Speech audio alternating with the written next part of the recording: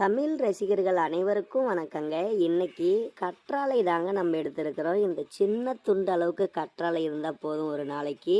இதை தோலை நீக்கிட்டு உள்ளே இருக்கக்கூடிய அந்த நொங்கு மாதிரி இருக்கக்கூடிய அந்த பகுதியை மட்டும் நல்லா கழுவுங்க. நல்லா சொரசொரப்பு தன்மை வர வரைக்கும் நல்லா கழுவுங்க. அதாவது 7 முறை கழுவி எடுக்கணும்னு சொல்லுவாங்க.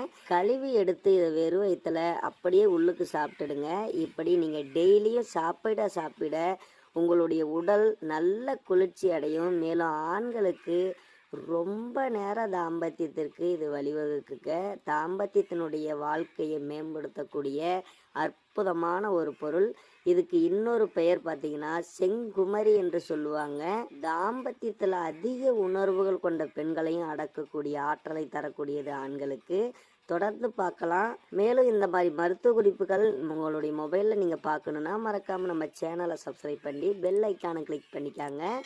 அதாவது சின்ன துண்டளவுக்கு மட்டும்தாங்க நம்ம எடுத்துருக்கிறோம். இதே போதுமானது. நீங்கள் அதிகமாக வேணால் சாப்பிட்லாம், ஒன்றும் தவறில்லை.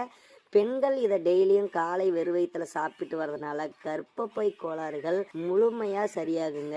ஆண்களுக்கும் ஆண்மை பலத்தை ரொம்ப ரொம்ப அதிகரிக்கும். மலட்டுத்தன்மையை முழுமையாக போக்கும். இந்த மாதிரி சொல்லி கொண்டே போகலாங்க. கற்றாழையினுடைய மருத்துவம் அவ்வளவு மருத்துவ குணங்களை இந்த கற்றாழை உள்ளடக்கியுள்ளது. அதனால் கண்டிப்பாக எடுத்துக்காங்க.